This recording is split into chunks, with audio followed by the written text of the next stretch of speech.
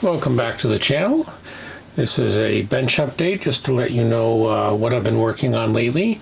First of all, I hope everyone's staying safe with the COVID-19 outbreak. Gives us an ideal time to stay at home and build kits. We were saying on the Scale Model podcast not long ago and some other podcasts that definitely there should be a glut of kits on the table by the time things calm down a bit. So anyway, I'll just kind of show you for mid-April what I've been up to. Some weeks I've had a bit more time than others, but been working on 3 things and trying to get them done. They're all kind of in the painting and decaling stage.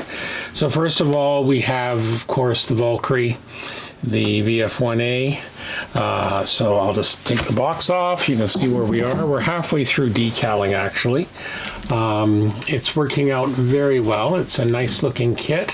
One decal disaster so far, but other than that, not bad. So we've slowly but surely got some of the decals done.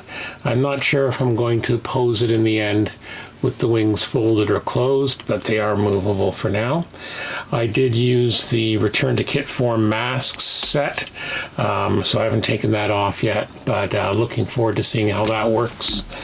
And painted it with the brand new Aqueous. This is the off-white, and I have to admit I'm very impressed with it. People have heard me talking about it on the podcast. There's the gun pod. I had 2 colors, so both these colors, the white on the plane and this gray-green, is Aqueous.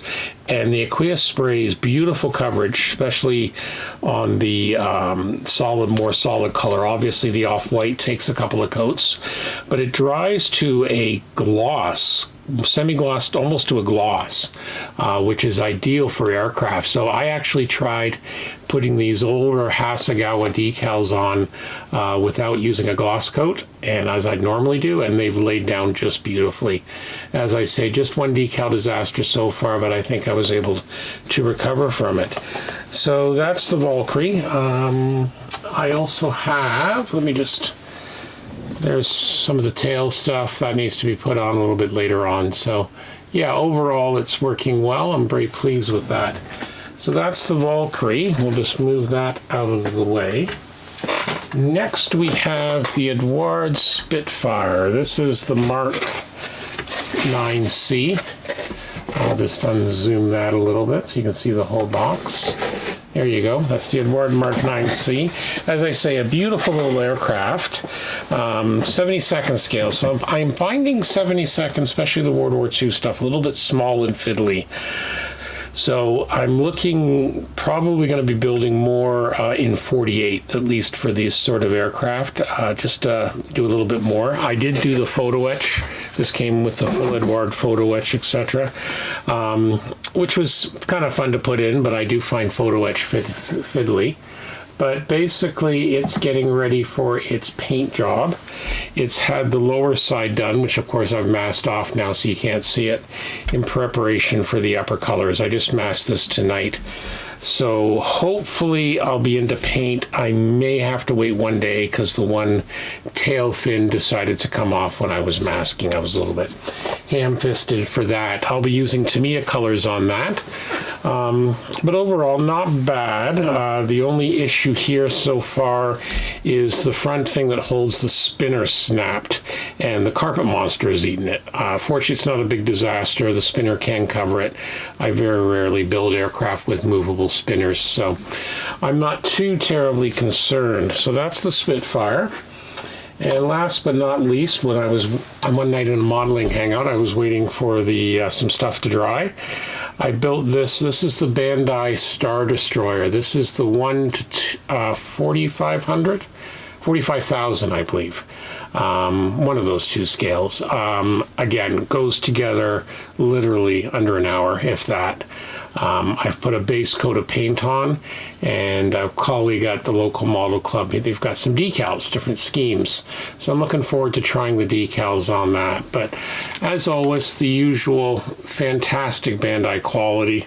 The moldings are just unbelievable. So I've just put 1 coat of paint on. There's a bit of touch-up to do, stuff like that, particularly in the engine bays. But other than that, it's gone together really, really well. So that's what's been happening. The other thing we've been doing is, both on the podcast and in the local IPMS chapter, is using video conferencing software. So in our case, we're using Google Hangouts, and it's a great way to get together with your modeling buddies. So it's something you might want to look at.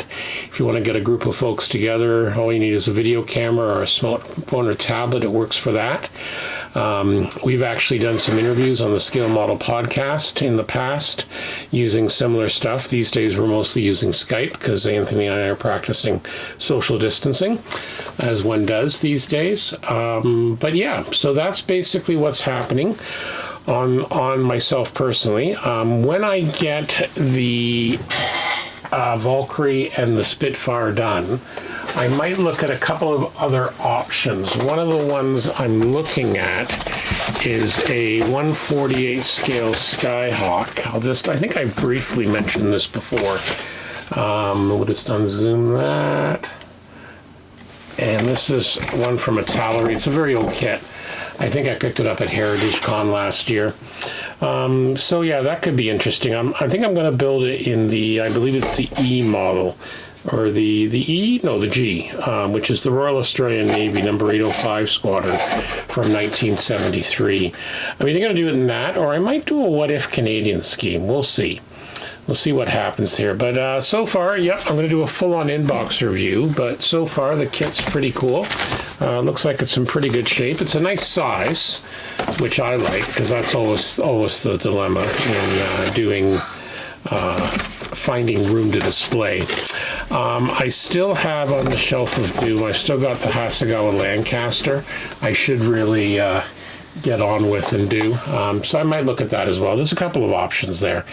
But anyway, that's what's happening with us. As always, feel free to like and subscribe at blackfire.ca. And don't forget, we are also one half of the Scale Model Podcast at scalemodelpodcast.com. So for now, hope everyone stays safe, keep modeling, and be well.